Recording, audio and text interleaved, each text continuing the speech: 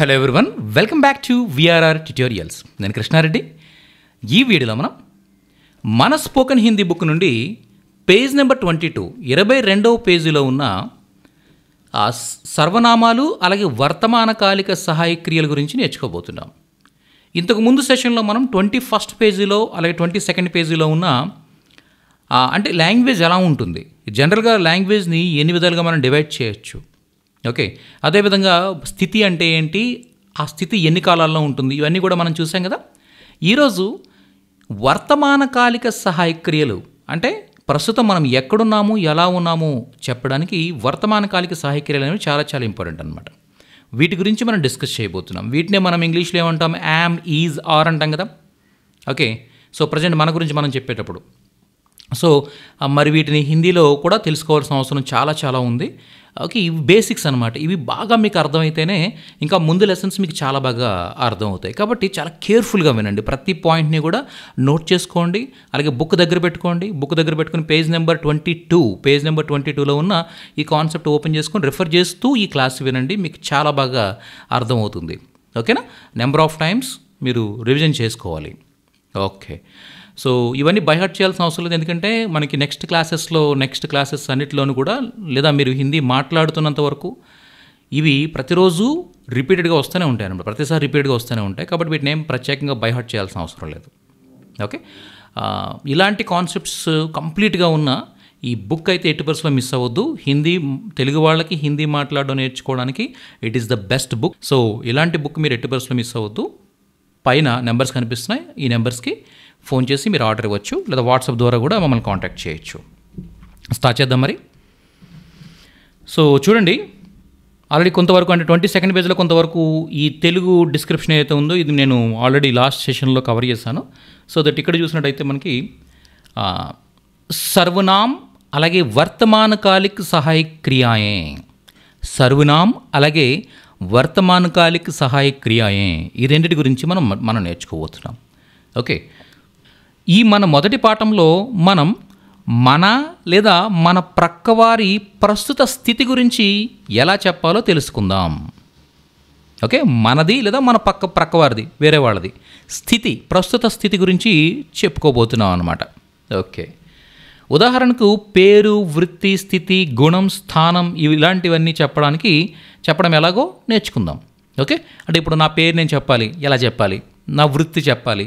Okay, అలాగే నా స్థితి, ఓకే నేను ఎక్కడున్నాను ఎలా ఉన్నాను చెప్పాలి, నా గుణం నేను ఎలా ఉన్నాను, నేను మంచివాడినా చెడ్డవాడిని, ఇలాంటి విషయాలన్నీ కూడా మనం చెప్పలేదు. ఎదుటివాడు అతను పిసినివాడు, ఓకే అతను స్వార్థపరుడు, ఇలా ఏం చెప్పాలనుకున్నా కూడా అక్కడ యాడ్జెక్టివ్ యూజ్ చేస్తూ ఉంటాం. ఆ యాడ్జెక్టివ్తో పాటు ఏం యూజ్ చేస్తే మనం అతను పిసినివాడై ఉన్నాడు, అతను కోపిస్టే ఉన్నాడు, ఆ ఉన్నాడు ఇలాంటి ఉన్నాడు అనేది ఏదైతే ఉందో, అలాగే అతడు అనేది ఏదైతే ఉందో, ఈ అతడు అనేది ఏమవుతుందంటే సర్వనామం అవుతుంది. ఈ ఉన్నాడు అనేది ఏదైతే ఉందో ఇది వర్తమానకాలిక సహాయక్రియ అవుతుందన్నమాట. వీటి గురించి మనం నేర్చుకోబోతున్నాం. ఓకే, గమనిక, ఈ క్రింది టేబుళ్లలో మొదటి కాలంలో ఉన్న పదాలను సర్వనామాలు అంటారు, రెండవ కాలంలో ఉన్న పదాలను వర్తమానకాలిక సహాయక్రియలు అంటారు. చూడండి, ఇక్కడ మనం ఒక టేబుల్ చూడబోతున్నాం. యాక్చువల్గా ఈ సర్వనామాలు వర్తమానకాలిక సహాయక్రియల గురించి ఒక టేబుల్ ఇక్కడ మనకి కనిపిస్తుంది. సో ఈ టేబుల్లో ఫస్ట్ రో, ఇక్కడ టూ కాలమ్స్ ఉన్నాయి చూడండి. ఇటొక కాలం ఉంది, ఇటొక కాలం ఉంది కదా. ఈ ఫస్ట్ కాలంలో ఇక్కడ ఉన్న ఈ పదాలను ఏమంటామంటే మనం సర్వనామాలు అంటాం అనమాట. ఈ సెకండ్ కాలంలో ఉన్న పదాలను ఏమంటామంటే వర్తమానకాలిక సహాయక్రియలు అంటాం అనమాట. అర్థమైందా? సో అది పైన మనం చూస్తున్నాం. ఓకే, మొదటి కాలంలో ఉన్న సర్వనామాలు రెండవ కాలంలో ఉన్న సహాయక్రియలను కలిపి ఒక వాక్యంలో ఉపయోగించడం ద్వారా మన ప్రస్తుత స్థితి చెప్పగలుగుతాం. అర్థమైందా మీకు? మొదటి కాలంలో ఉన్న సర్వనామాలని రెండవ కాలంలో ఉన్న వర్తమానకాలిక సహాయక్రియలు ప్రెజెంట్ హెల్పింగ్ వర్బ్స్ అంటాం అనమాట. ఇంగ్లీష్లో అయితే ఏం చెప్తాం మనం, ప్రెజెంట్ స్టేట్ ఆఫ్ బీయింగ్ చెప్పడానికి ఇవి హెల్పింగ్ వర్బ్స్గా యూజ్ అవుతాయి. సో అలాంటి వర్తమానకాలిక సహాయక్రియలతో రెండింటిని జోడించడం ద్వారా ఒక మీనింగ్ఫుల్ సెంటెన్స్ని మనం ఫ్రేమ్ చేయగలుగుతాం అన్నమాట. ఒక అర్థవంతమైన వాక్యాన్ని మనం నిర్మించగలుగుతాం. అయితే గుర్తుపెట్టుకోండి, ఏ సర్వనామానికి సరిపోయే సహాయక్రియ దాని ఎదురుగా ఇవ్వడం జరిగింది. అలా వాటిని జోడిస్తేనే అర్థవంతమైన వాక్య నిర్మాణం చేయగలుగుతాము. అర్థమైందా మీకు? ఇక్కడ ఏం గుర్తుపెట్టుకోవాలని చూడండి, ఏ సర్వనామానికి ఏ సహాయకులు యూజ్ చేయాలో అదే యూజ్ చేయాలన్నమాట. ఇప్పుడు ఫర్ ఎగ్జాంపుల్ చూడండి, ఇంగ్లీష్ తీసుకున్నాం అనుకోండి, ఇంగ్లీష్లో ఏమంటాం మనం? ఐ అంటాం, దాంతోపాటు యామ్ అనేది యూజ్ చేస్తాం. Okay, I yam, I is అనేది ఎప్పుడైనా వస్తుందా? రాదు కదా. అంటే ఐ అనేది ఏంటంటే సర్వనామం అనమాట, అంటే ప్రొనౌన్ అంటాం దాన్ని ఇంగ్లీష్లో. ఓకే, యామ్ అనేది ఏంటి? సహాయక్రియ హెల్పింగ్ వర్బ్ అనమాట. ఈ రెండింటిని ప్రాపర్గా యాడ్ చేస్తాను. ఐఎమ్ కృష్ణ అంటాను నేను, I'm Krishna Reddy. Okay, I am from Visakhapatnam, I'm a teacher, okay, I'm pretty well, ఇలా మాట్లాడుతున్నాం. ఐ యామ్ ఎప్పుడు కూడా ఐతో యామే యూజ్ చేస్తున్నాం. ఐ ఈజ్ కృష్ణారెడ్డి అన్న కదా. ఓకే, ఐ ఈజ్ ఫ్రమ్ అనం కదా, ఐ యామ్ ఫ్రమ్ అంటాం. సో అంటే అక్కడ వినడానికి ఆక్వర్డ్గా అనిపిస్తుంది మనకి ఐ ఈజ్ అంటే. అలాగే ఏంటంటే చూడండి, ఇప్పుడు హిందీ పీపుల్ వస్తారన్నమాట. హిందీ పీపుల్ తెలుగు నేర్చుకుని మన తెలుగు స్టేట్స్కి వచ్చి ఏదో జాబ్ కోసమో లేకపోతే ఏదో పని మీద వస్తారు. వచ్చి వాళ్ళు కొంతకాలం ఉండేసరికి వాళ్ళకి కొంతవరకు తెలుగు అర్థమవుతూ ఉంటుంది. అలాగే వాళ్ళు ఏదో ట్రై చేస్తూ ఉంటారు మాట్లాడడానికి. అలాంటి వాళ్ళు మాట్లాడేటప్పుడు ఎలా ఉంటుందంటే, నేను రేపు వస్తుంది అంటాడు. ఓకే, నేను రేపు వస్తుంది ఏంటి? అంతే కదా, నేను రేపు వస్తున్నాను అనాలి. ఓకే, లేకపోతే నేను షాప్ దగ్గర ఉన్నాను అనాలి. నేను షాప్ దగ్గర ఉంది అంటాడు అతను. ఎందుకంటే అతనికి ఏం తెలియదు అనమాట, ఏ సర్వనామానికి ఏ హెల్పింగ్ వర్బ్ యూజ్ చేయాలో తనకు తెలియదు అనమాట తెలుగులో ప్రాపర్గా, గ్రామటికల్గా. అందుకోసం అతను ఏంటంటే రాంగ్గా యూజ్ చేస్తున్నాడు. నేను ఉంది అంటాడు, అప్పుడు ఏమవుతుంది? అది ప్రాపర్ మీనింగ్ని కన్వే చేయట్లే కదా. అంటే మనం అర్థం చేసేసుకుంటాం సిచ్యువేషనల్గా, కానీ అది ప్రాపర్గా లేదు సెంటెన్స్ కదా. సో అందుకోసం ఏంటంటే కంపల్సరీ మనం వీటి గురించి తెలుసుకోవాల్సిన అవసరం ఉందన్నమాట. సో మన ఫస్ట్ వర్డ్ వచ్చేసరికి మ్యా అంటే నేను అని అర్థం అనమాట. వీటిని పలికే విధానం, హిందీ పలికే విధానం ఇంతకుముందు మనం చెప్పుకున్నట్టుగా హిందీ పీపుల్ మాట్లాడుతున్న వాళ్ళు ఎవరైనా కావచ్చు, హిందీ వాళ్ళు మాట్లాడుతున్న స్పీచెస్ మీరు వింటూ ఉండాలన్నమాట. వాళ్ళ కాన్వర్జేషన్స్ మీరు వింటూ ఉండాలి. అంటే జనరల్గా చూడండి, మనకి ఇప్పుడు యూట్యూబ్లో కానీ వీటిలో కానీ చాలా అవైలబుల్గా ఉన్నాయి. Okay, so Hindi movie actors సంబంధించిన స్పీచెస్ వినొచ్చు, మీరు ఇంటర్వ్యూస్ వినొచ్చు, లేదా పొలిటికల్ స్పీచెస్ వినొచ్చు, ఇంకా సీరియల్స్ చూడొచ్చు. వాట్ ఎవర్ ఇట్ ఇస్, ఏదైనా కూడా మీరు వింటూ ఉండాలన్నమాట. అది అర్థమైనా అర్థం కాకపోయినా కూడా వింటూ ఉండండి. ఎందుకంటే మీకు ఆ పదాలను ఎలా పలకాలో మీ బ్రెయిన్ ట్రైన్ అవుతూ ఉంటుంది అన్నమాట. మీరు వినడం ద్వారా ఏమవుతుందంటే మీ బ్రెయిన్ ట్రైన్ చేస్తున్నారు మీరు. ఓకే, అలా అర్థం కాకపోయినప్పుడు వినడం అనేది కొద్దిగా బోరింగ్ కాన్సెప్ట్. ఓకే, కానీ పర్లేదు అనమాట. ఎందుకంటే మీ బ్రెయిన్ మీరు ట్రైన్ చేస్తున్నారు అనమాట. అర్థమైందా? ఆ పదాలు మీ బ్రెయిన్కి అలవాటు చేస్తున్నారు, ఆ సౌండ్స్ అన్నీ కూడా. సో అందు గురించి వింటూ ఉండండి. ఇలా మనం కొన్ని లెసన్స్కి వెళ్ళేసరికి కొంతవరకు మనం నేర్చుకునే కొద్దీ, పేజ్ బై పేజ్ మనం నేర్చుకునే కొద్దీ మీకు ఆ అర్థమయ్యే పర్సంటేజ్ పెరుగుతూ ఉంటుందన్నమాట. ఇంకా దాని తర్వాత మీరు కంప్లీట్గా హిందీనే చూస్తూ ఉంటారు ఇంకా. ఎందుకంటే తెలుగులాగే మీకు హిందీ కూడా చక్కగా అర్థమైపోతూ ఉంటుంది. కాబట్టి ఇంకా మీరు హిందీ వీడియోస్ వదిలిపెట్టరు, బోర్ ఏం ఫీల్ అవ్వరు ఇంకప్పుడు. ఎందుకంటే మీకు అది వాళ్ళు వేసే జోక్ అర్థమవుతుంది, వాళ్ళు మాట్లాడే స్పీచ్ అర్థమవుతుంది అనుకున్నప్పుడు మనం చక్కగా కంటిన్యూ అయిపోతాం. తెలుగులోనే హిందీ సీరియల్స్ కూడా చూసేస్తాం, హిందీ మూవీస్ చూసేస్తాం. ఓకే, అలాంటి రోజు కోసం మనం కొంత ఈ సబ్జెక్ట్ అంతా కూడా నేర్చుకోవాల్సి ఉంటుంది, కొన్ని పదాలు నేర్చుకోవాల్సి ఉంటుందన్నమాట. ఓకే, ఇవన్నీ నేర్చుకుందాం. ఓకే, మనకి టెన్సెస్ కంప్లీట్ అయ్యేసరికి కంప్లీట్గా మీరు ఎలా ఏదైనా చూసి ఎవరు మాట్లాడినా కూడా అర్థం చేసుకోలే స్థాయికి మీరు వచ్చేయబోతున్నారు, no doubt at all. Okay, మీరు చాలా చక్కగా నేర్చుకోబోతున్నారు. స్టార్ట్ చేద్దాం. మన మొదటి పదం మ్యాయ్ అంటే నేను అని అర్థం. ఓకే, నెక్స్ట్ తుమ్ అంటే నీవు లేదా మీరు. తుమ్ అంటే నీవు లేదా మీరు. అంటే మన ఎదురుగా ఒక పర్సన్ ఉన్నారు, అతన్ని నువ్వు అని పిలవాలి మనం. ఆ నువ్వు అని పిలవడానికి తుమ్ అని చెప్పొచ్చు. లేదా మన ఎదురుగా ఎక్కువ మంది పీపుల్ ఉన్నారు, వాళ్ళు మనకన్నా చిన్నవాళ్ళు అనమాట, మనకన్నా చిన్నవాళ్ళు, లేదా మనతో సమానమైన స్థాయి వాళ్ళు. ఓకే, వాళ్ళకి పెద్దగా రెస్పెక్ట్ ఇవ్వాల్సిన అవసరం లేదు. అలాంటప్పుడు మనం తుమ్ అని పిలవచ్చు అనమాట. వాళ్ళందరినీ కూడా మనం తుమ్ అని పిలవచ్చు. క్లియరా? ఓకే, చూడండి, ఈ నేను అన్నప్పుడు దీనికి సహాయక్రియ వస్తుందంటే ఎప్పుడు కూడా హూ వస్తుంది, గుర్తుపెట్టుకోండి. హూ అంటే అర్థం మై అంటే నేను, హూ అంటే ఉన్నాను. రెండింటినీ కలిపితే హూ నేను ఉన్నాను. క్లియర్ కదా? అంతే, చాలా చాలా సింపుల్. హూ నేను ఉన్నాను. మరి నువ్వు ఉన్నావు అంటే తుమ్ తుమ్ నువ్వు, హో ఉన్నావు. లేదా మీరు మీరు మీరు అన్నప్పుడు తుమ్ అని పిలవచ్చు. లేదనుకుంటే ఇక్కడ రాస్తున్నాను చూడండి. ఓకే, తుమ్ లోగ్. ఓకే చూడండి, తుమ్ లోగ్, లో లామే ఓకి మాత్ర గ, తుమ్ లోగ్. తుమ్ లోగ్ అంటే అర్థం ఏంటంటే మీరు, మీరందరూ అనే అర్థంలో మనం తీసుకోవచ్చు అనమాట. అంటే ఎక్కువ మంది, ఒకరు కాకుండా మన ఎదురుగా ఎక్కువ మంది ఉన్నారనుకోండి, ఇప్పుడు వీళ్ళ గురించి మనం మాట్లాడేటప్పుడు ఏం చెప్తాం, మనం తుమ్ లోగ్ అని చెప్తాం అనమాట. ఏం చెప్తాం, తుమ్ లోగ్ అని చెప్తాం. క్లియరా? సో ఆ విధంగా ఇక్కడ తుమ్ కానీ తుమ్ లోగ్ కానీ వచ్చినప్పుడు హో యూజ్ చేస్తూ ఉంటాం, హో యూజ్ చేస్తూ ఉంటాం. ఒకవేళ ప్లోరల్ వచ్చినప్పుడు హై, హై అనేది కూడా యూజ్ చేస్తూ ఉంటారు. ఇది మాట్లాడుకునేటప్పుడు గ్రామటికల్గా ఫాలో అవ్వకుండా జస్ట్ హై అనేది కూడా యూజ్ చేస్తూ ఉంటారు. ఓకే, అలా మీకు ఎవరైనా ఏదైనా వినపడినా కూడా ఓకే, నో ప్రాబ్లం, మేనేజబుల్ అనమాట. ఓకే, మై హో తుమ్ హో. క్లియరా? ఓకే, అయితే ఇక్కడ ఒక చిన్న డిస్క్రిప్షన్ చూడండి. ఏంటంటే ఇది తూని, తూ అనే సర్వనామం కూడా ఉంది. తూ తూ తూ.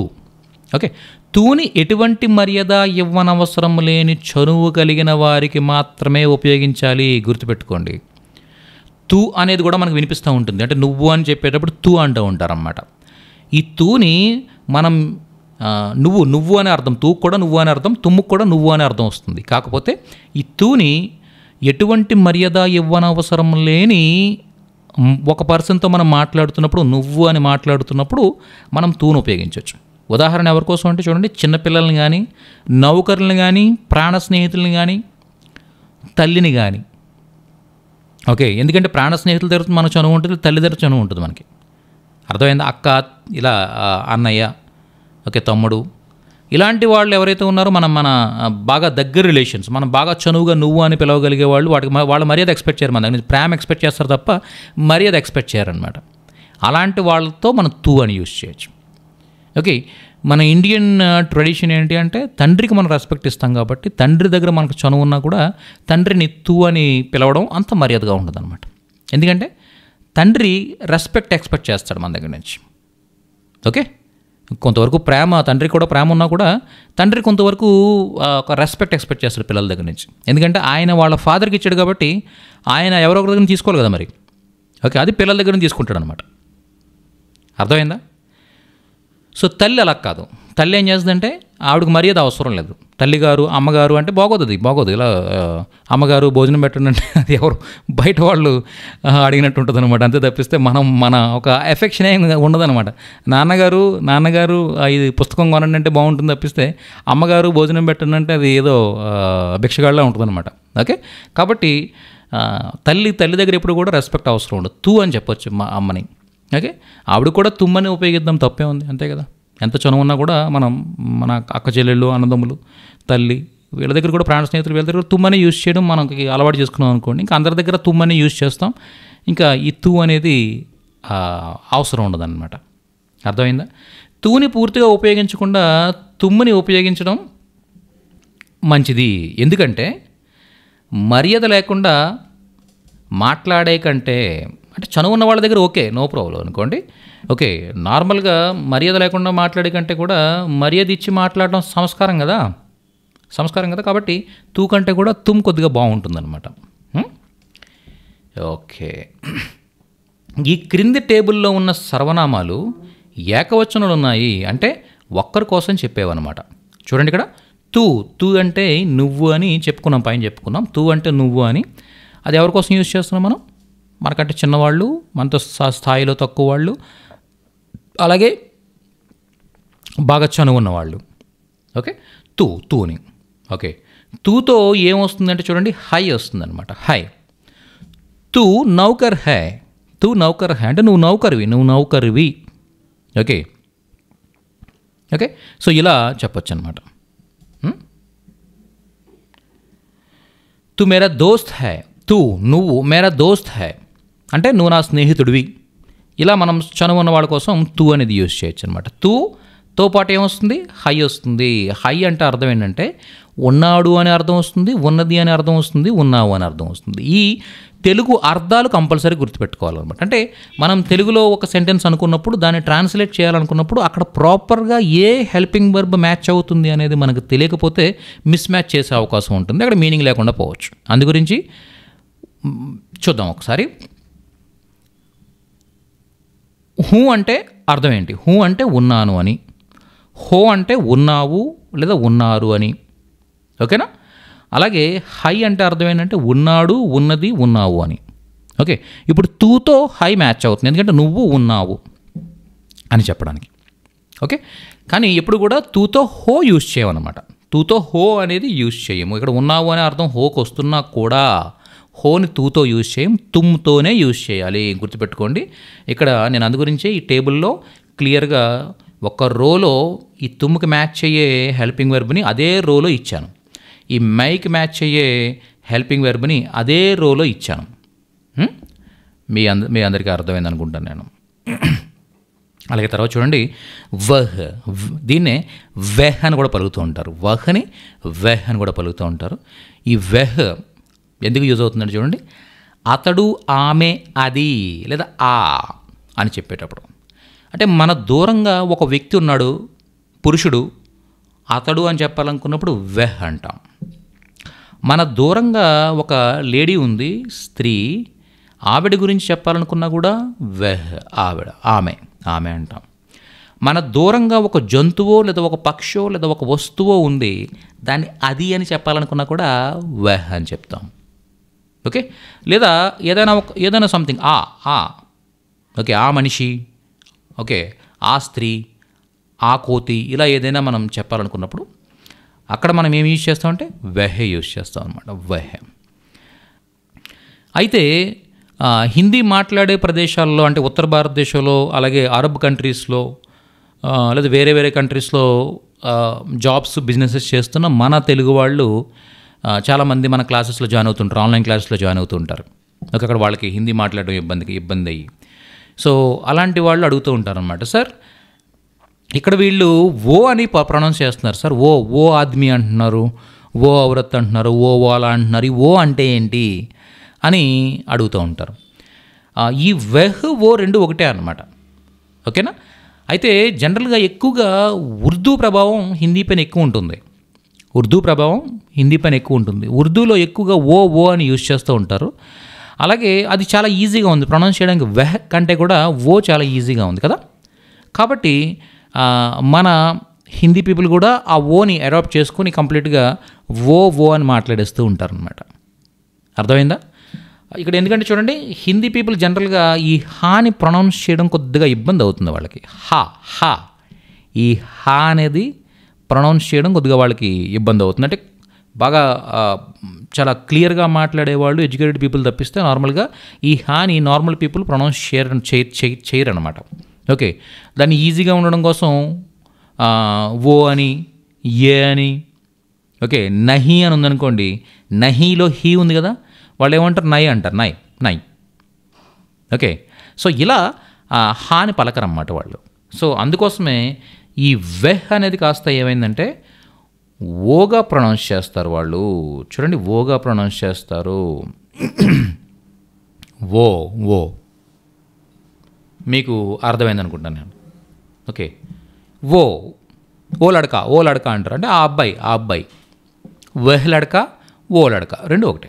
ఓకే, ఈ వహ్ వచ్చినప్పుడు ఎప్పుడు కూడా హై వస్తుంది. హై, ఉన్నాడు, ఉన్నది, ఉన్నావు అనే అర్థంలో హైని యూజ్ చేస్తాం అనమాట. మీకు అర్థమైంది అనుకుంటాను నేను. హైని యూజ్ చేస్తాం, ఉన్నాడు, ఉన్నది లేదా ఉన్నావు అని చెప్పడం కోసం. ఓకే, అంటే వెహ్ హై అంటే అతడు ఉన్నాడు. ఓకే, వెహ్ హై ఆమె ఉన్నది, వెహ్ హై అది ఉన్నది. లేదా తూ హై నువ్వు ఉన్నావు. ఓకే, వెహ్ రామ్ హై అతను రామై ఉన్నాడు. వెహ్ సీత హై ఆమె సీత అయి ఉన్నది. వెహ్ డాక్టర్ హై అతను డాక్టర్ అయి ఉన్నాడు. వెహ్ కామ్వాలి హై ఆమె పనామె ఉన్నది. కామ్వాలి అంటే పనామె. సో ఇలా మనం చెప్పొచ్చు అనమాట. సో ఈ విధంగా మనం 22nd పేజీలో ఉన్న ఇన్ఫర్మేషన్ అంతా కూడా చక్కగా నేర్చుకున్నాం. ఓకే, సో ఇలా మనం ఒక్కొక్క పేజ్ నేర్చుకుంటూ వెళ్ళే కొద్దీ సో ఈ పేజ్లో ఉన్న ఏవైతే ఇన్ఫర్మేషన్ ఉందో ఇదంతా కూడా బాగా నేర్చుకోండి. చూడండి, మై హూ, తుమ్ హో, తూ హై, వెహ్ హై, వీటి గురించి మనం డిస్కస్ చేసాం. ఓకే, వీటి మీద ఎగ్జాంపుల్ సెంటెన్స్ అన్ని కూడా నెక్స్ట్ వీడియోలో మనం చూడబోతున్నాం క్లియర్గా. ఓకే, ఇవి బాగా మీరు మీ 22nd పేజ్లో ఉన్న ఇవన్నీ కూడా బాగా ప్రాక్టీస్ చేయండి. ఓకే, ఇది జస్ట్ 22 పేజెస్ మాత్రమే మనం చూసాం ఇప్పటివరకు. మన బుక్ వచ్చేసరికి 238 పేజెస్ అనమాట. అంటే మనం ఇంకా ఎంత నేర్చుకోబోతున్నాం అంటే చాలా నేర్చుకోబోతున్నాం. ఈ ఇన్ఫర్మేషన్ అంతా కూడా మన బుక్లో అవైలబుల్గా ఉంది. బుక్ ఎట్టి పరిస్థితుల్లో మీరు మిస్ అవ్వద్దు. మీ దగ్గర లేకపోతే మాత్రం కంపల్సరీ తీసుకోండి. పైన నెంబర్స్ కనిపిస్తున్నాయి, ఈ నెంబర్స్కి కాల్ చేసి మీరు ఆర్డర్ ఇవ్వచ్చు. అలాగే ఆన్లైన్ క్లాసెస్ కూడా అవైలబుల్గా ఉన్నాయి. ఆన్లైన్ క్లాస్లో మేమే మీకు నేరుగా ప్రతిరోజు ఒక 1 అవర్ టీచ్ చేస్తూ ఉంటాం. మీకు వచ్చే డౌట్స్ క్లారిఫై చేస్తూ ఉంటాం, మీతో మాట్లాడుతూ ఉంటాం, మీతో మాట్లాడిస్తూ ఉంటాం. సో మీకు కావాల్సిన సపోర్ట్ అంతా కూడా మేము ఇస్తూ ఉంటాం. మీరు హిందీ నేర్చుకోవడానికి ఎలా గైడ్ చేయాలో మిమ్మల్ని అలా గైడ్ చేసి తీసుకువెళ్తాం. ఇప్పటికే థౌజండ్స్ ఆఫ్ పీపుల్కి టీచ్ చేసిన ఎక్స్పీరియన్స్ మాకుంది కాబట్టి మీ రిక్వైర్మెంట్స్ను ఫుల్ఫిల్ చేస్తూ చాలా చక్కగా మిమ్మల్ని ముందుకు తీసుకెళ్లే ఆ ఎక్స్పీరియన్స్ మాకుంది. సో ఇప్పటికే మా దగ్గర నేర్చుకున్న వాళ్ళందరూ కూడా చక్కగా నార్త్ ఇండియన్ పీపుల్తో మాట్లాడుతూ వాళ్ళ జాబ్స్ అండ్ బిజినెసెస్ చేసుకోగలుగుతున్నారు. సో ఆన్లైన్ క్లాసెస్ వీలుంటే ఆన్లైన్ క్లాసెస్ జాయిన్ అవ్వండి. లేదనుకుంటే బుక్ ద్వారా మీరు బుక్ పర్చేస్ చేసి బుక్ దగ్గర పెట్టుకుని ఈ వీడియోస్ చూస్తూ మీ అంతటా మీరుగా ట్రై చేయొచ్చు. ఓకే, హిందీ నేర్చుకోవడానికి ట్రై చేయొచ్చు. ఓకేనా? సో అలా మీరు హిందీ నేర్చుకోవాలనే ఆ తపన మీ దగ్గర మీకు ఉండాలి, కానీ అవసరం మీకు ఉండాలి, కానీ మీకు నేర్పించడానికి కావలసిన అన్ని మార్గాలు మా దగ్గర అవైలబుల్గా ఉన్నాయన్నమాట. బుక్స్ అవైలబుల్ ఉన్నాయి, కోర్సెస్ అవైలబుల్గా ఉన్నాయి, అదేవిధంగా వీడియో కోర్సెస్ అవైలబుల్గా ఉన్నాయి. ఓకే, సో ఇలా చాలా ఆప్షన్స్ రెడీగా ఉన్నాయి. ఓకే, పైన నెంబర్స్ కాంటాక్ట్ చేయండి. అలాగే ఈ వీడియోస్ని దయచేసి లైక్ చేస్తూ ఉండండి. ఇంకా చాలామందికి రీచ్ అవుతాయి ఈ వీడియోస్. ప్లస్ అలానే మన ఛానల్ ఇప్పుడు సబ్స్క్రైబ్ చేసుకోకపోతే సబ్స్క్రైబ్ చేసుకోండి. ఎందుకంటే మీరు ఏ వీడియోస్ని మిస్ అవ్వకుండా చక్కగా హిందీ నేర్చుకోవడానికి ప్రతి ఒక్క వీడియోని కూడా మీరు మన ఛానల్లో చూస్తూ నేర్చుకోవచ్చు అనమాట. ఓకే, ఈ వీడియో క్రింద సబ్స్క్రైబ్ బటన్ ఉంటుంది, రెడ్ కలర్. ఆ బటన్ పైన క్లిక్ చేయండి. అలాగే ప్రక్కనున్న బెల్ ఐకాన్ క్లిక్ చేసి యాక్టివేట్ చేసుకోండి. బెల్ ఐకాన్ యాక్టివేట్ చేసుకుంటే ఎప్పుడు మేము వీడియోస్ అప్లోడ్ చేసి నోటిఫికేషన్స్ వస్తూ ఉంటాయి మీకు. ఓకే, నెక్స్ట్ వీడియోలో మరింత నేర్చుకోవడానికి మళ్ళీ కలుద్దాం. Thank you so much.